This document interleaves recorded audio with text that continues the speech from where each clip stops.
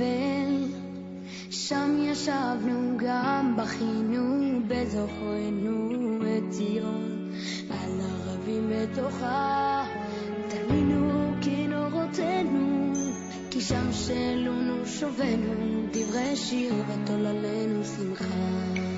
שיר לנו משיר ציון, איך נשיר את שיר השם על אדמת נחל. Birshot Moray Valabotaï avec la permission d'Hachem. Je vous souhaite à vous tous une bonne semaine. Et on dit en arabe Bleves, c'est-à-dire voilà, la fête, les fêtes de Rosh Hashanah, Kippour, Sukkot, Simchat Torah. Tous ces fêtes-là, ils sont passés. Et voilà, nous sommes maintenant à quelque part, on est un peu vide. Hein. On se sent un peu vide après ces belles fêtes que nous avons passées. Et pour ceux qui étaient en vacances, pour ceux qui étaient là, pour ceux qui étaient en famille, pour ceux qui ont senti la fête plus que les autres fêtes, plus que les années précédentes. Donc voilà, la fête, les fêtes, la fête, les fêtes. Et le mois d'Elul est presque 2 mois de fête, 2 mois de pénitence, 2 mois de prière, 2 mois de être ensemble avec Dieu à la synagogue, 2 mois de synagogue. Et 2 mois de préparation pour les fins, pour les fêtes. Voilà, tout a une fin. Et justement, cette semaine, la première paracha de cette semaine, c'est la paracha Bereshit. Au début, au commencement. Ça veut dire la création du monde. À tout, il y a un début. À tout, il y a un début. Et c'est quoi le début? Le début de la création du monde. Bereshit, Barel, qu'au début, Dieu a créé le monde. On sait très bien que la paracha de cette semaine, elle traite la création du monde. La Torah, elle traite la faute de Caïn, qu'il a tué son frère, la faute de Adam et Hava, qu'ils ont mangé le fruit interdit, le fruit que Dieu leur a dit de ne pas manger, ils ont mangé. Et bien sûr, dans cette paracha, la Torah nous raconte la création du monde, le Shabbat, que Akadosh Baruch Hu a créé le monde en 6 jours, le 7e jour s'est reposé. Et puis les gens ils se sont pas bien comportés. Finalement, Hachem a décidé vers la fin il a regretté d'avoir créé l'homme. Et bon, dans cette paracha, dans la paracha de cette semaine, il y a beaucoup des histoires que la Torah nous raconte.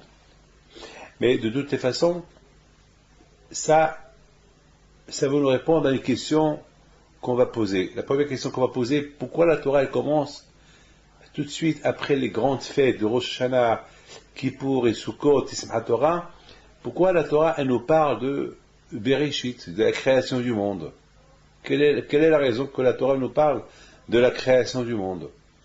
Est-ce que, je ne sais pas, d'ailleurs, même Rashi, il apporte cette question. Rashi, il se pose une question. Il dit que la Torah, c'est pas un livre d'histoire. La Torah, c'est un livre. Torah, c'est du verbe hora'a, des lois.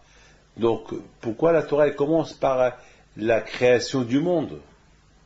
Dieu a créé le monde. Au début, Bereshit bara Elokim, au début, Dieu a créé le ciel et la terre. Pourquoi la Torah ne va pas vers le but réel? C'est quoi le but réel? Le but réel, c'est la Torah. Hachem a donné la Torah. Il y a des lois qu'on doit respecter. Il faut avoir l'émouna en Dieu, il faut croire en Dieu, il faut et respecter Shabbat, et les mitzvot que Dieu nous a donnés. N'oubliez pas que la religion juive, c'était la première religion, et après il y a eu d'autres religions qui sont venues après, mais la religion juive, c'est la première religion que Dieu a parlé avec quelqu'un, que Dieu a donné il a parlé avec Moïse. Toutes les religions sont d'accord que Dieu a parlé avec Moshe, il a reçu la Torah, qu'il a donné au Béni Israël. Donc, quelque part, le livre de la Bible, il devait traiter les lois que Dieu a données à l'être humain. Or, pourquoi la Torah, elle nous parle de la création du monde, etc., etc. Ça, c'est une question que Rashi pose. Mais moi, ma question, elle est, pourquoi tout de suite après la fête de Sukkot, on nous parle de la création du monde? Pourquoi on ne nous parle pas de la création du monde après, lorsque les Juifs, ils sont sortis de l'Égypte? C'est-à-dire, on nous parle de la sortie de l'Égypte, des Juifs qui étaient en Égypte, et qu'ils ont quitté l'Égypte, et les mitzvot que Dieu a donné aux Juifs qu'ils ont quitté l'Égypte, et après, si Hachim veut parler de la création du monde, qui part, mais je ne vois pas pourquoi, quel est le rapport après les fêtes de Rosh Hashanah, Kippour, Sukkot, et après la fête de Simchat Torah, la Torah, elle nous parle de Bereshit. La Torah, elle nous parle de la création du monde. Quelle est la raison? Vous savez, mes amis, après la fête de Rosh Hashanah, à Rosh Hashanah, comme j'ai souvent dit, c'est la fête de réveil. On se réveille. On se réveille, c'est quelqu'un qui se rend compte des bêtises qu'il a fait. Quelqu'un qui a fait des bêtises, il se rend compte des bêtises qu'il a fait. Et comment on se réveille? Avec le chauffard. Le chauffard, il nous réveille. Et il nous réveille, et on prend conscience qu'il y a un jugement. Donc, à Rosh Hashanah, on se rend compte des bêtises qu'on a fait, on se réveille, le chauffard nous réveille, et sachant pourquoi? Parce que c'est le jour du jugement. Il y a les 10 jours de pénitence. Et après, c'est Kippour. Kippour, c'est une fois qu'on s'est réveillé, une fois qu'on s'est rendu compte des bêtises qu'on a fait, et on a fait une bonne pénitence, alors Akadosh Baruch Hu, il nous juge bien. Le jour du pardon, à Kippour, Hachem nous pardonne. Alors, après, il y a la fête de Sukkot. La fête de Sukkot, c'est la fête de la joie. C'est pourquoi il s'appelle la fête de Sukkot, la fête de la joie. C'est parce que, quelque part, on veut montrer à Hachem, il veut nous montrer qu'il est heureux, qu'il est content avec nous. Il veut nous rendre contents. Et c'est quoi la joie? Et c'est quoi le Sukkot? Hachem, il dit, viens, on va faire une fête ensemble. La fête de Sukkot, c'est la fête être avec Hachem. La fête de Sukkot, la Souka, c'est l'ombre de la foi. La Souka, on construit une maison, c'est pas même maison. Je construis une maison en dehors de chez moi, qui s'appelle une cabane, et c'est là-bas où j'invite, c'est là-bas où je reçois Akadosh Baruch Hu. C'est là-bas où je reçois le bon Dieu. C'est là-bas où il est Hachem comme mon invité. Je le reçois là-bas. Et là-bas, je reçois les patriarches. Je reçois Abraham, Yitzhak, Yaakov, Moshe, Aaron, David et Yosef. Chaque jour, on attribue un jour à un patriarche. Ça veut dire, Akadosh Baruch Hu, quelque part, à Sukkot, il veut nous montrer qu'il est content de nous. C'est pour ça qu'on appelle la fête de Sukkot Zman Simchatenu. Pourquoi la fête de Sukkot on l'appelle Zman Simchatenu, la fête de la joie? C'est parce que, quelque part, on est content de tout ce temps passé avec Hachem pendant le mois d'Elul et pendant Rosh Hashanah et Kippour, et on est content de ces fêtes-là, on est sûr et on est garanti qu'on va être inscrit dans le livre de la vie. Donc on est content. Donc il veut qu'on soit content, parce que beaucoup des fois malheureusement l'homme, parce que n'oubliez pas qu'après Sukkot, après Rosh Hashanah et Kippour, c'est le doute. C'est le doute dans quel livre on est inscrit. On ne sait pas dans quel livre on est inscrit. Dans le livre de la vie, de la mort que Dieu préserve, le livre de la santé, le livre de la joie, on ne sait pas. On ne sait pas. Donc Hachem, il nous a donné une fête où on doit être content, on doit être heureux, on doit être très content. D'ailleurs, la fête de Sukkot, on achète le loulav et avec le hétrog, la haraba, le hadas, tout ce beau bouquet ce beau bouquet avec le hétrog, on vient à la synagogue, on danse avec, on chante avec, et on prie avec. On sait très bien que le hétrog qui représente le cœur, le loulav qui représente la colonne vertébrale, le hadas qui représente les yeux, la haraba qui représente les lèvres. Et bien sûr, je voudrais simplement vous rappeler une chose, que pendant la fête de Sukkot, Akadosh Baruch Hu, il nous dit, bon, puisque vous avez fait une teshuva, vous avez fait pénitence, et maintenant vous avez regretté les fautes que vous avez fait, et que maintenant on a fait la paix, vous et moi, alors maintenant promettez-moi de me servir dans la joie, promettez-moi de servir Akadosh Baruch Hu dans la joie, promettez-moi de mettre tous vos éléments à mon service. Et c'est quoi les éléments capital de l'homme? avec lesquels il doit servir Dieu, le cœur, la colonne vertébrale, les yeux, la bouche. Et avec cela, et je voudrais vous dire quelque chose. Apportez-moi s'il vous plaît le loulav, un loulav de là-bas. Ouvrez la porte là-bas au fond. Au fond. Bassof. Non. Apportez-moi, il y a là-bas un loulav. Je voudrais vous montrer quelque chose d'extraordinaire. Il faut savoir que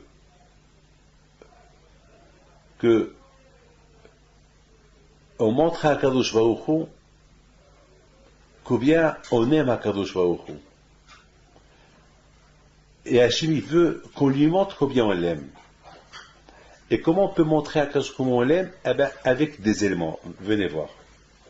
Je voudrais vous montrer quelque chose. Ça c'est le hétrog. Le hétrog qui représente le cœur. Ça, c'est le loulav. Le loulav qui représente la colonne vertébrale. Ça, c'est la harava. La harava qui représente les lèvres. Et ça, c'est le hadas. Vous voyez le hadas? Regardez ces feuilles. Qui représente les yeux.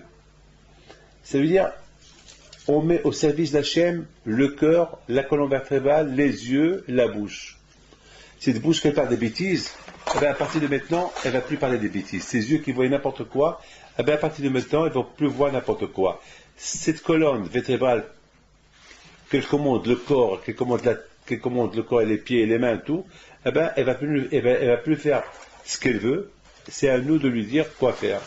Et bien sûr, le cœur, il ne va plus être au service du Yitzhara, du mauvais penchant, il va être à notre service. Donc, mes amis, vous voyez, donc vous comprenez très bien que à Sukkot, c'est la joie. Montre à Kajoukou maintenant. Avant, j'étais content de faire des bêtises avec mon cœur, j'étais content de faire des bêtises avec mes yeux, j'étais content de parler, de me réjouir avec ma bouche, avec n'importe quoi que je disais. Avant, j'étais content avec mon corps, tout ce qu'il faisait. Mais à partir de maintenant, je vais mettre à ton service à Kajoukou. Donc, quelque part, à Kajoukou, il nous a donné cette fête de joie qui s'appelle Sukkot. Et en plus, Sukkot, c'est pas de chez nous qu'on exprime notre amour à Akadosh Baruch Hu. On construit quelque chose de nouveau, de neuf à Akadosh Baruch Hu. Ça veut dire qu'on dit à Hachem, entre-temps que je me prépare pour bien te servir de mieux à la maison, je vais te construire une maison spécialement pour toi. Et je vais habiter dans cette maison-là que pour toi pendant 7 jours. Et pendant ces 7 jours-là, on met beaucoup de choses en évidence. On quitte la maison pour une cabane dehors, pour nous rappeler que dans ce monde-là, on n'est que provisoire, on n'est pas éternel. Parce que la maison, c'est l'éternité, la maison, c'est éternel, la maison, c'est chez moi. Mais lorsque je construis une cabane dehors, c'est pas chez moi, c'est en dehors de chez moi, c'est une maison provisoire.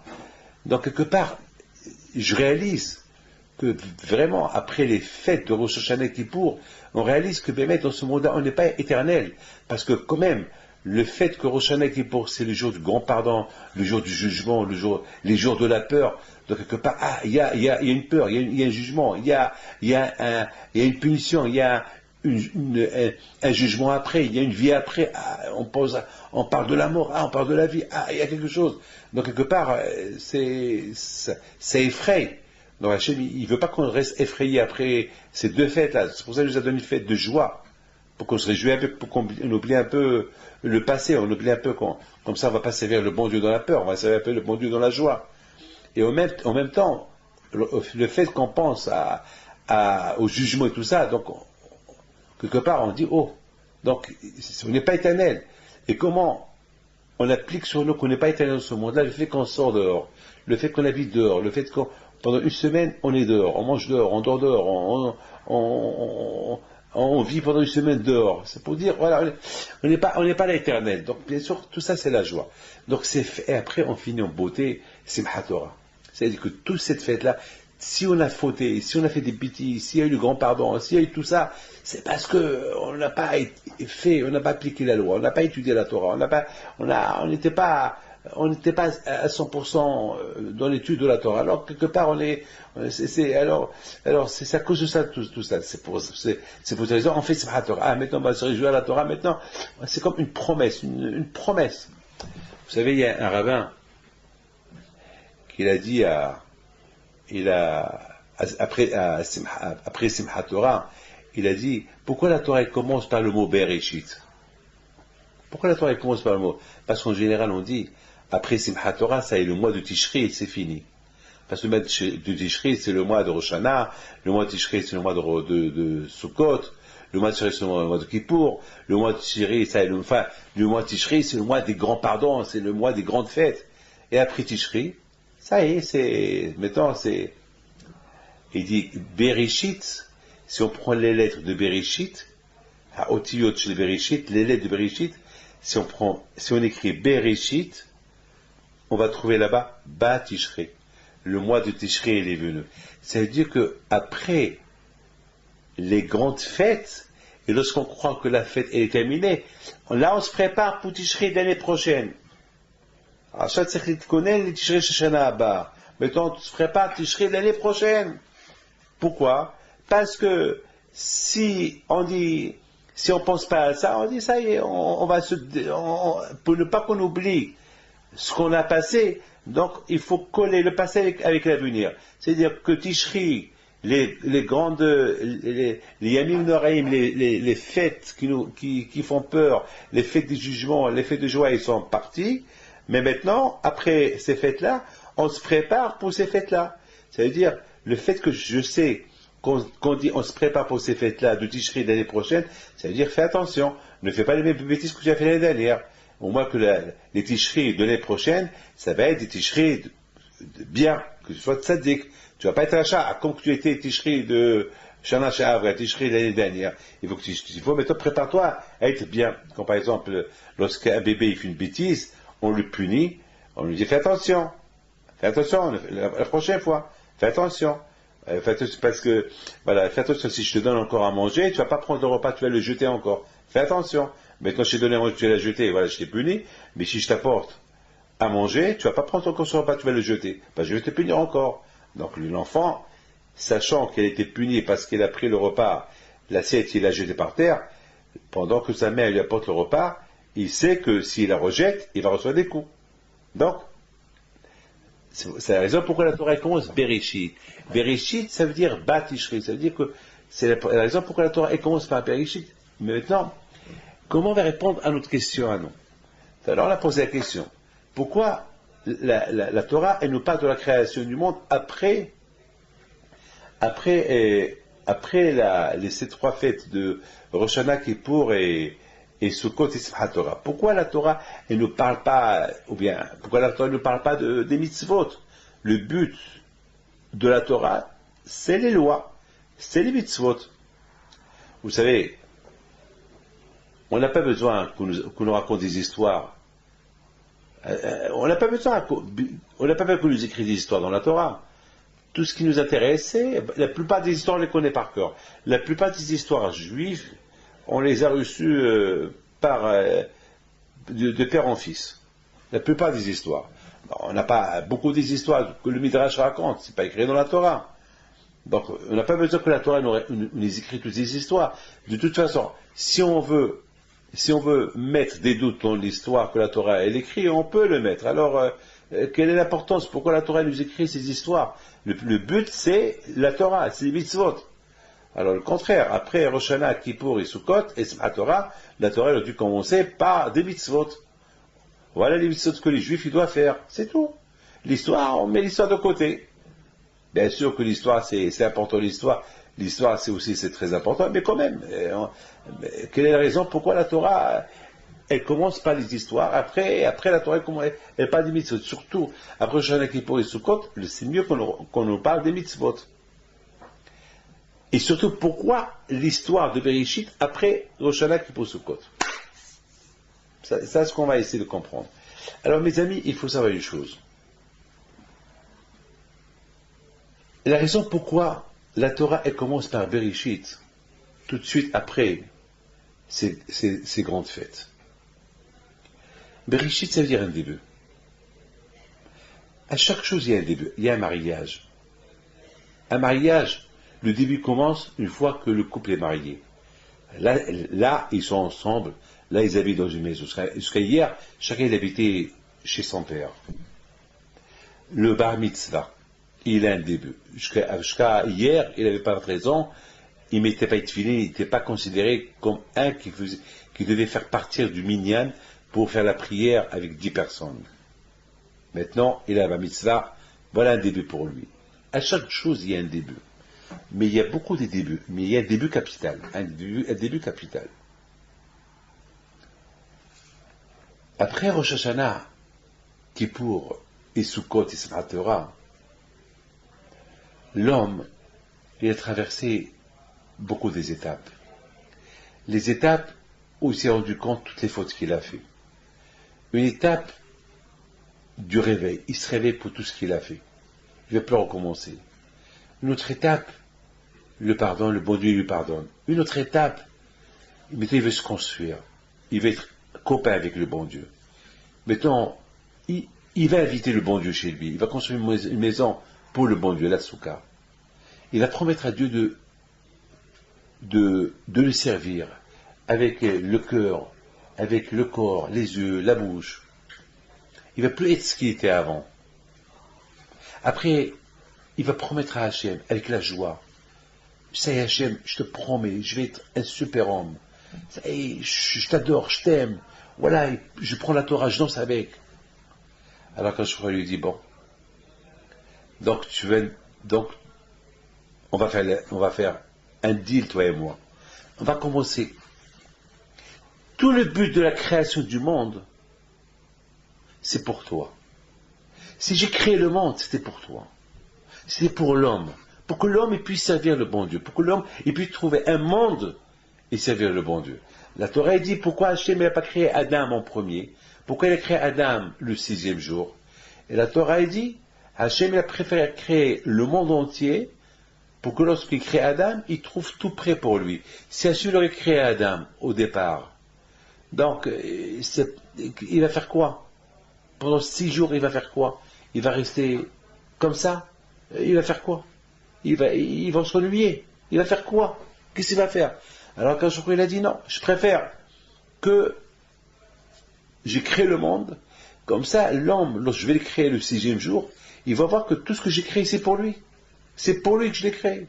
Comme ça, je vais le mettre en valeur. Comme ça, il va voir combien il est important devant mes yeux.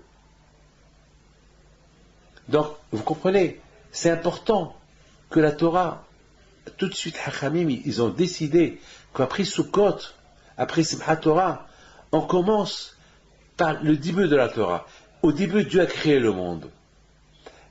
C'est pour apprendre à l'homme, tu vois, Adam, tu vois, l'homme, tu vois, ça vaut la peine que tu as fait tes chevaux, ça vaut la peine que tu as changé, ça vaut la peine que tu as pris sur toi de servir Hachem pendant Rosh Hashanah et Kippour et Sukkot avec ton cœur, ta bouche, ton corps, tes yeux.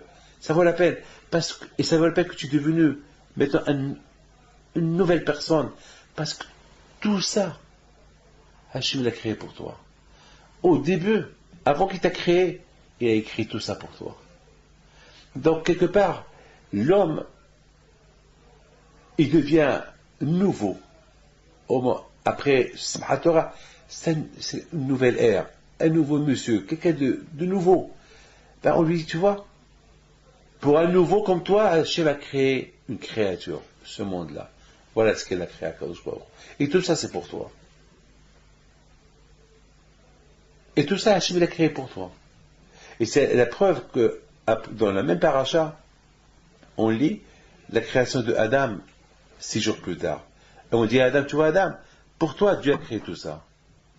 Alors c'est pour cela, tout de suite, lorsqu'on termine la Torah, Bezot Aberacha, tout de suite, on attaque tout de suite, Bereshit Bara Elokim.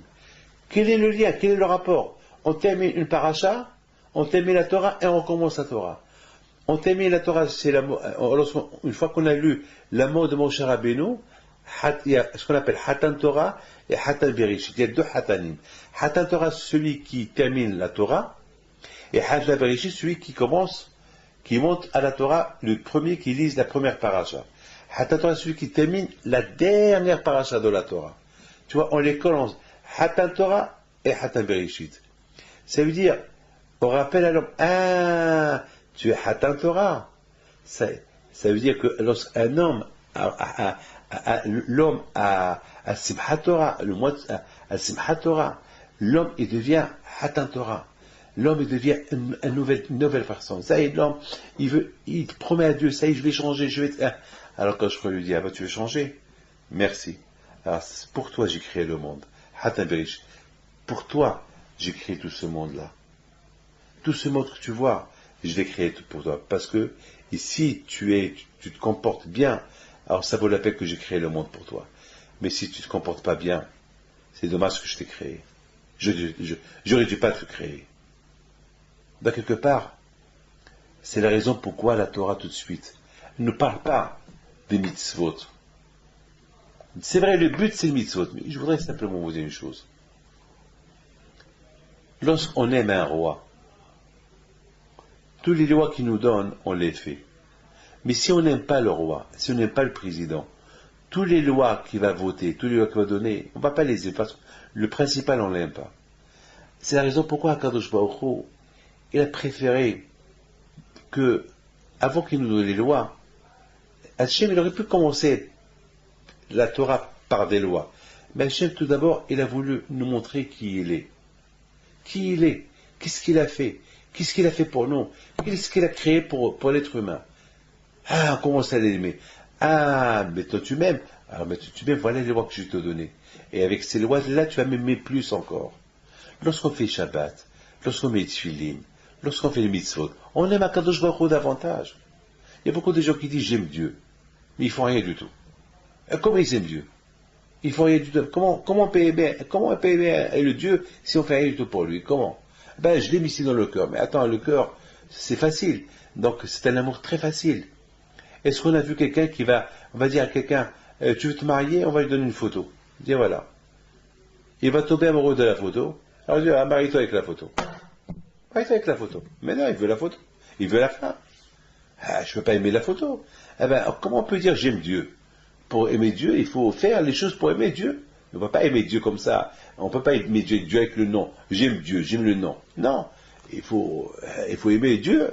Et pour aimer Dieu, on peut l'aimer à travers les mitzvot. Lorsqu'on fait les mitzvot, voilà. C'est là qu'on peut dire j'aime Dieu ou j'aime pas Dieu. Parce que c'est pas possible. On ne peut pas dire j'aime Dieu et j'aime pas ses mitzvot. J'aime Dieu mais j'aime pas le Shabbat. J'aime Dieu mais j'aime pas faire respecter Nida. J'aime Dieu mais j'aime pas mettre les tefilines. J'aime Dieu mais je veux pas donner la tzedaka. J'aime Dieu mais je veux pas manger le kasher. Alors quoi? Alors tu aimes Dieu pour la forme, quoi? Alors quoi? Comment tu peux dire que tu aimes Dieu? C'est pas possible. C'est pas possible. C'est pas possible. C'est impossible. Mes amis, c'est la raison pourquoi Akadosh Baruch Hu, une fois, il nous a donné beaucoup de fêtes. Des fêtes qui nous repassent. Regardez un pantalon. Lorsqu'il sort d'une machine à laver, il est tout froissé. Mais après, tu le repasses. Tu repasses un pantalon, après tu repasses il y a des endroits c'est dur à repasser, mais avec un bon fer à repasser, tu le repasses bien. Parce qu'après le pantalon, il y a des étapes. Il y a des étapes. C'est pas, vous savez, à Rosh Hashanah, on est tout pourri, tout sale. Alors quand je vois il me lave. Et après, on se repasse. Il y a des étapes. Il y a la peur. Il y a après la teshuva. Il y a le pardon. Il y a la joie. Après, il y a l'engagement de servir Hachem. Après, on s'habitue à Dieu pendant ses fêtes. On s'habitue à lui. Chaque jour, on va à la synagogue. On s'habitue. Vous savez, cette semaine, j'ai dit à quelqu'un, je t'ai trop vu. Je t'ai vu pendant un mois et demi. Depuis dès le jusqu'à, je dis chaque jour, presque, je t'ai trop vu, je lui ai dit. Elle me dit alors Rabbi David, ça va? Je dis non, justement. Mais toi, t'aimes que je t'ai trop vu, là je te connais. Là je sais que tu es un homme qui est super, qui est bien. Je ne te connaissais pas avant. Donc Akadosh Baruch Hu aussi, lorsqu'il nous voit tout le temps à la synagogue, il nous connaît davantage, et surtout lorsqu'on est là pendant le mois des Loul et le mois de Tishrei, les Yamim Noraim, et ces fêtes-là, et on prie, on pleure, etc.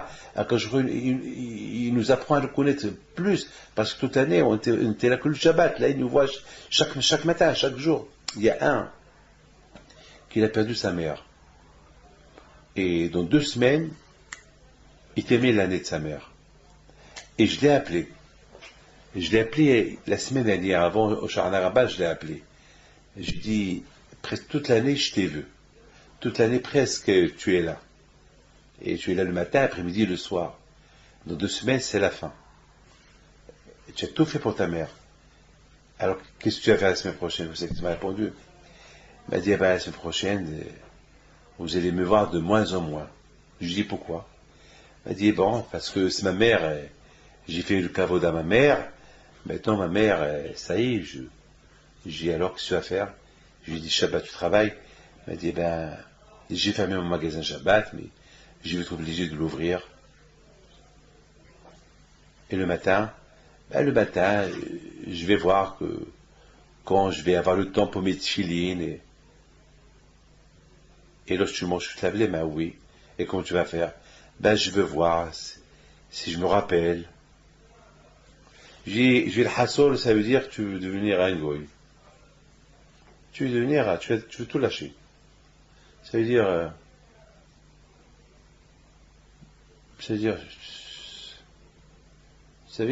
tu vas changer ta religion. Ça veut dire que tu es juif uniquement pendant l'année de ta mère. L'année que tu appelles ta mère, tu es juif. Et tu deviens un animal, après l'année de ta mère. Ça y est, il n'y a plus de judaïsme. Il n'y a plus de respect.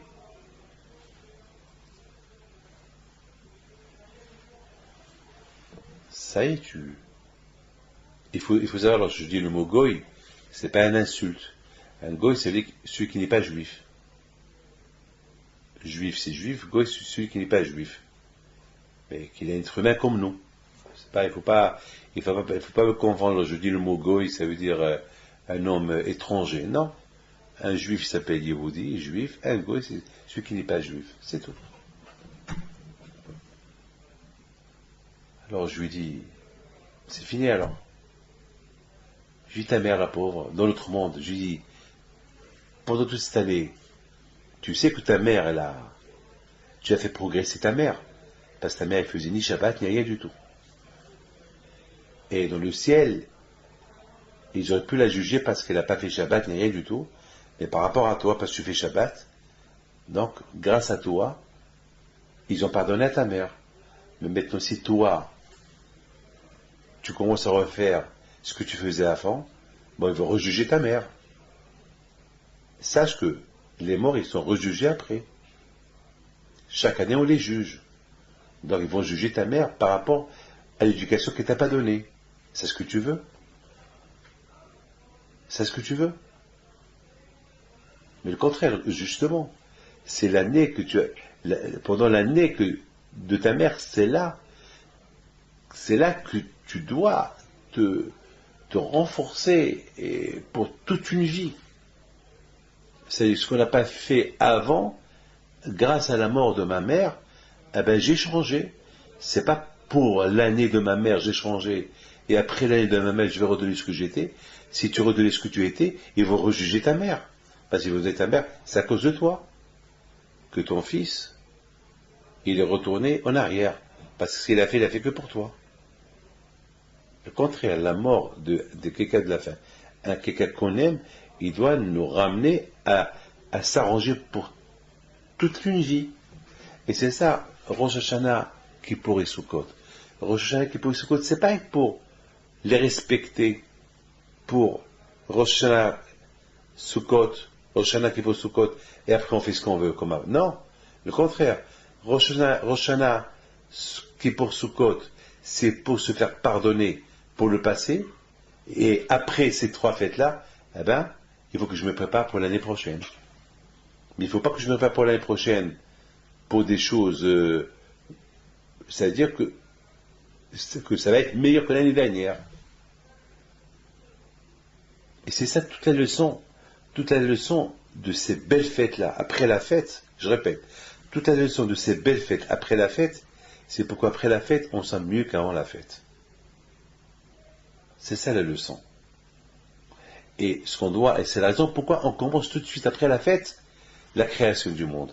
Pour nous rappeler que cette belle création que Dieu a créée, il a créée pour toi, pour nous. Parce que maintenant, on s'est bien arrangé, parce qu'après ces fêtes-là, on a fait une bonne teshuva, une bonne pénitence, on s'est bien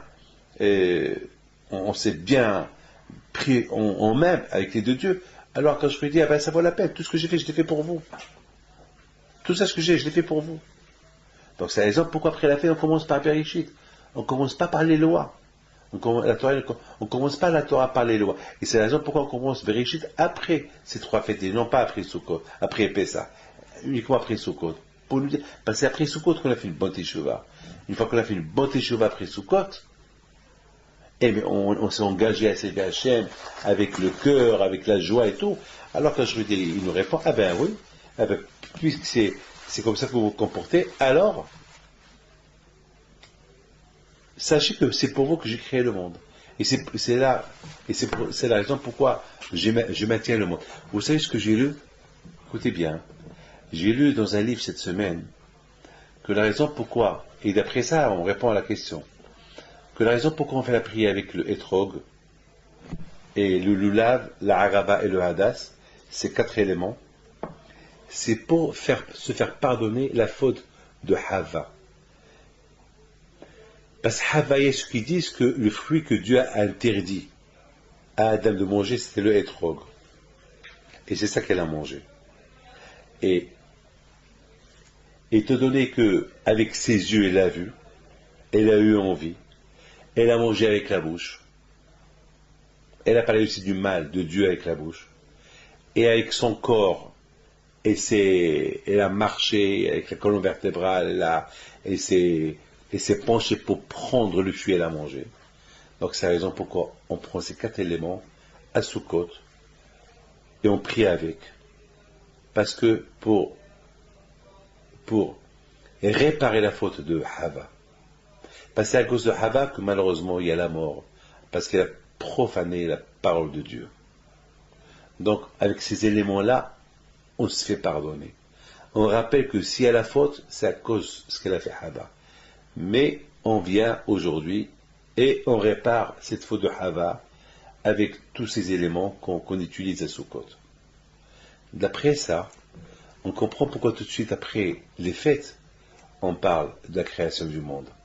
Parce que pour nous rappeler, à Sukkot, vous avez réparé votre faute, vous avez réparé la faute de Hava, avec le Etrog, en faisant la prière avec le Etrog, avec le Lulav, le Hadas et la Araba. Avec ces quatre éléments, vous avez fait la prière. Donc, vous avez réparé la faute de Hava. Et, en conséquence, faites attention de ne pas encore recommencer ces fautes-là. Et c'est la raison pourquoi on nous fait un rappel.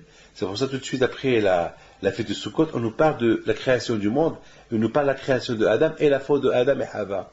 Pour nous rappeler, et on ne va pas recommencer encore l'erreur, puisqu'on a déjà réparé l'erreur de Hava, alors on ne va pas recommencer. C'est pour ça, après la fête de Rosh Hashanah et Rosh Hashanah Kippour et Sukkot, on fait la prière avec ces éléments-là, le Etrog, pour nous rappeler à ne pas recommencer cette faute-là. À faire attention. Parce qu'on est nouveau. Parce que toute une vie, elle va changer. Bereshit, ça y est, je suis un nouvel homme. C'est une nouvelle page qui va se tourner. Bereshit, c'est la première page. On commence. Moi aussi. Ma vie va commencer maintenant. Mais il faut que la vie, elle commence bien. Il faut que ma vie, mon histoire. Zé Sefer Todota Adam. Le livre de la Torah, il commence par une histoire. Moi aussi, mon histoire, elle commence à partir d'aujourd'hui. Après Sukkot, mon histoire, elle commence aujourd'hui. Que Dieu fasse que ce soit une belle histoire. Une histoire sans faute. Une histoire sans bêtise. Une belle histoire. Mes amis, je voudrais vous raconter une histoire.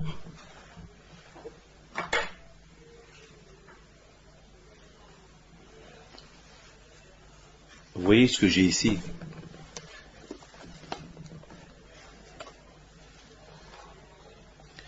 Ça, c'est un anneau. Il a à peu près 200 ans, 250 ans, je ne peux pas vous dire exactement. Il appartient à Rabbi David ben Hazan, un grand sadique. C'était l'ami de mon arrière-grand-père Rabbi Haïm Pinto.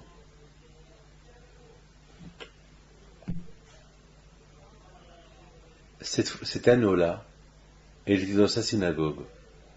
Elle était dans le coin où il s'assoit pour étudier la Torah, entre deux poteaux. Et le soir, il attachait ses péotes. Le soir, il attachait ses péotes avec cet anneau. Il y avait deux anneaux. L'autre, je ne sais pas où ce qu'elle est. Elle reste celle-là. Il attachait ses péotes pour ne pas qu'il s'endort. Voilà ce qui nous reste de ce tzaddik-là. Cet anneau. Ce tzaddik, il est enterré à Marrakech. Il est enterré dans une chambre avec Rabbi Abraham Azoulay, dans le cimetière de Marrakech.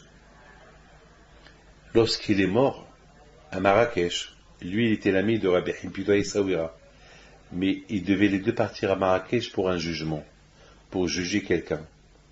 Et là-bas, parce que les deux c'était Dayanim, donc beaucoup des fois ils devaient voyager. Vous imaginez deux grands tzadikim qui voyagent à Marrakech pour assister à un jugement. Et là-bas, Rabbi David ben Hazan, alav shalom, l'auteur de cet anneau, il est mort. Lorsqu'ils sont venus pour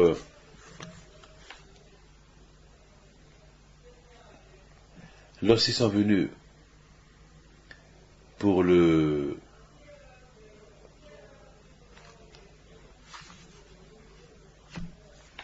toucher, pour le laver, malheureusement, chaque fois que quelqu'un le touchait, il tombait. Le monsieur est tombé. Ils sont venus chez Rabbi Haïm Pinto, ils lui ont dit, Rabbi, il fait chaud. Rabbi David Ben Hazan, ton ami, il est mort. On a un problème. On a un grand problème. On ne sait pas comment... on ne peut pas le laver. Chacun qui le touche, il tombe. Il réfléchit, Rabbi Haïm Pinto. Il réfléchit. Il leur dit, je connais le secret de mon ami. Chaque nuit, il dormait, avant qu'il va dormir, déjà il dormait pas, et toujours il dormait uniquement lorsque vraiment il perdait ses forces parce qu'il attachait ses cheveux avec cet anneau, et lorsque vraiment il voyait qu'il ne pouvait plus résister, c'est là qu'il détachait ses cheveux et il allait dormir, et avant qu'il va dormir, il pleurait pour la destruction du temple. Et les larmes qui versaient, il les gardait dans une cruche, comme cela, comme ces cruches que j'ai ici.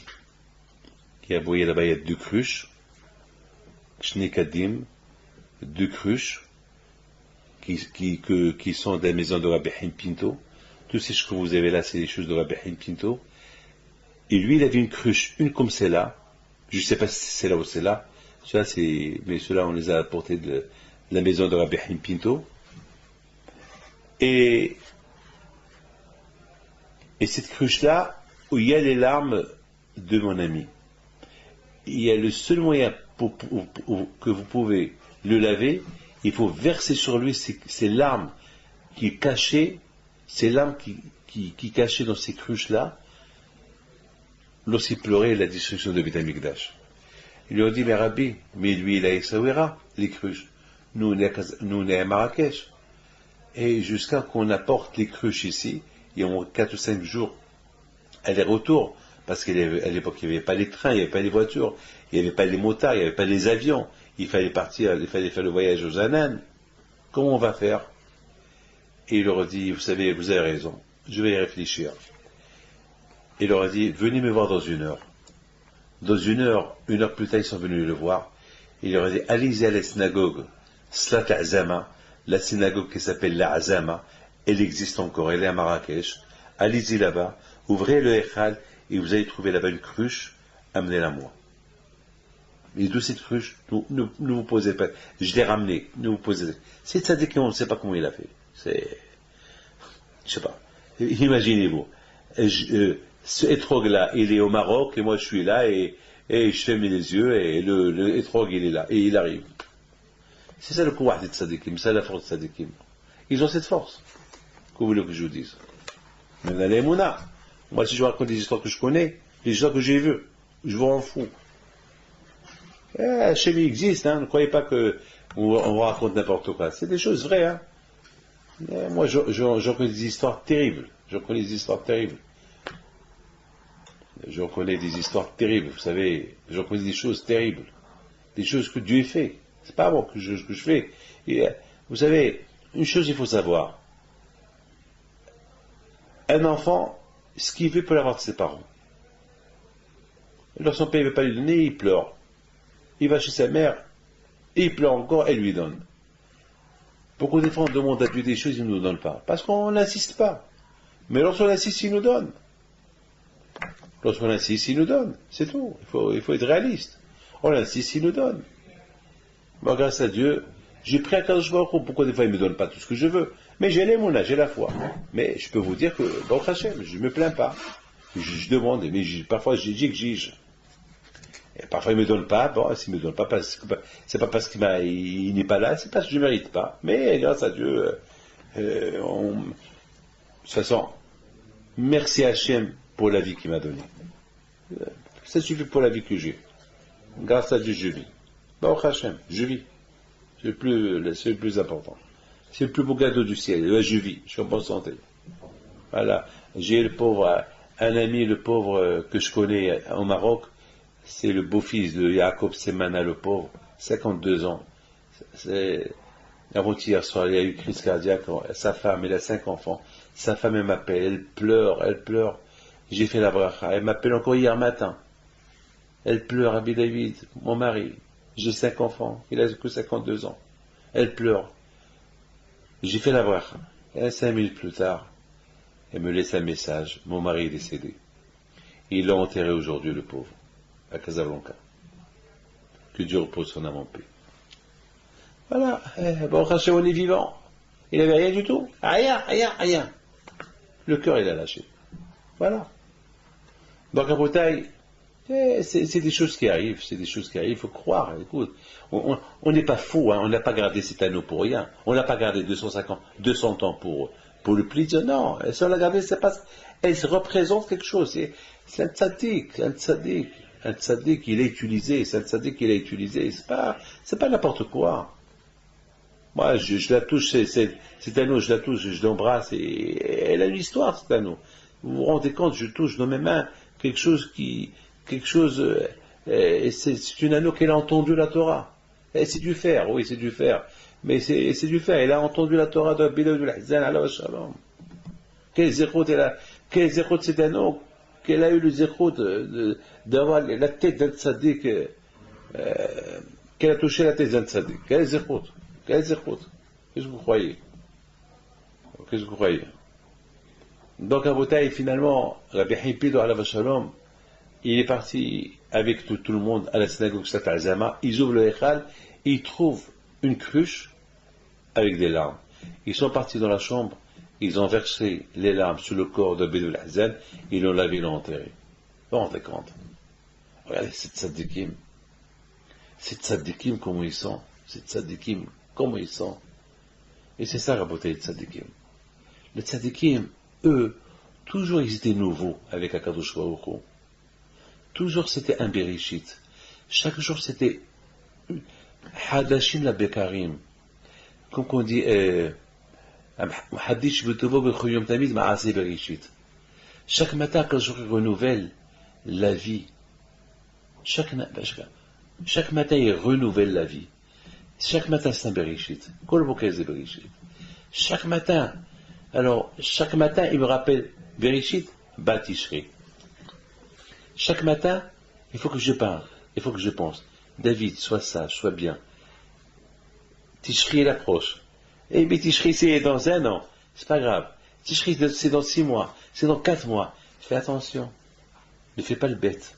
C'est pas avec le mois de Tishri, tu vas commencer à pleurer. Ouais, Hachem, pardonne-moi, pardonne-moi. Rappelle-toi, chaque Tishri, chaque jour, Tishri elle approche. Chaque jour, Tishri elle approche. Chaque jour, il ne faut pas faire Teshuvah avec le mois de Tishri, avec le mois de Rosh Hashanah Kippour, tu vas commencer à pleurer pour toutes les bêtises que tu as fait. Tu peux récupérer tout le temps passé. Tu peux être super bien. Comment? Si chaque jour tu penses au jugement, le grand jugement que Dieu va te juger à Rosh Hashanah. Alors, si tu fais attention, alors tu fais attention, tu ne vas pas faire des bêtises. Et si tu ne fais pas des bêtises, il n'y aura pas de grand jugement. Le bon Dieu va te juger, il va trouver que tu n'as rien fait. Alors, le fait que chaque matin on se lève, on dit, on m'haddish, qu'on voit le monde qui se renouvelle chaque matin, ça nous rappelle quelque chose. Ça me rappelle quoi? Et chaque matin, ça me rappelle Batishri, Bereshit. Chaque matin, ça me rappelle que toute cette création, elle a été créée pour moi. Mais moi, hier, comment j'étais? Hier, j'étais un rachat. Hier, j'étais pas bien. Même que j'étais pas bien hier, regarde, le bon Dieu, il a créé un monde pour moi. Et je mérite. Malgré tout, voilà, je me suis levé le matin. Voilà, il m'a réveillé. Il a réveillé le monde aussi. Le soleil est à sa place. Tout est à sa place. Alors que je ne mérite pas tout ça. C'est-à-dire, mes amis, que chaque matin, c'est un renouvellement. Chaque matin, ça doit me rappeler Rosh Hashanah et Kippour. Chaque matin, je dois me rappeler, il ne faut pas que je me présente au Akadosh Baruch Hu pendant le grand jugement comme un homme rachat. Chaque matin, je dois me rappeler que toute cette beauté, que toute cette belle journée, toute cette création, le bon Dieu l'a créée pour moi. Et moi, je suis pas bien. Le contraire, quand que la création, elle est là, elle me rappelle que c'est elle est venue pour moi, alors il faut que je le mérite. Mais que je pense que c'est la raison pourquoi le soir avant qu'on va se coucher, on fait Shema Israël. Et c'est pour ça qu'on fait Teshuvah avant qu'on va se coucher. On fait Hatati Aviti Pashati. On demande à quelque chose pardon avant de se coucher. On demande pardon si on a fait du mal à quelqu'un. Pourquoi? Pour que lorsque le matin on se réveille, moi, on peut dire, on est méritant. Ça se mérite. On mérite que le monde il s'est renouvelé pour nous. Ça se mérite. Je mérite que le monde s'est renouvelé pour moi parce que le monde a été fait pour moi. Sinon, le bon Dieu va dire, le monde je ne l'ai pas fait pour toi, je l'ai fait pour les animaux. Voilà, ou bien j'ai fait pour les autres, ou pour les autres, et c'est grave. Voilà la beauté, cet anneau-là. Il nous rappelle, je la vois, je l'embrasse. Il me rappelle quoi? Il me rappelle un tzaddik qui a servi le bon Dieu avec tout son cœur. Ce tzaddik-là, qu'il a servi à Kadosh Baruch Hu, avec son corps, son âme, avec ses yeux, sa bouche. Il était super. Il n'a pas énervé le bon Dieu. Et bien sûr, le bon Dieu, chaque matin, il lui dit, pour toi, j'ai créé le monde. Et lui-même, chaque matin, il se réveille, l'auteur de cet anneau, et disait merci à Hachem pour ce beau monde que tu as créé pour moi. Merci à Hachem. J'ai besoin de ce monde-là pour t'en servir. Voilà la bataille,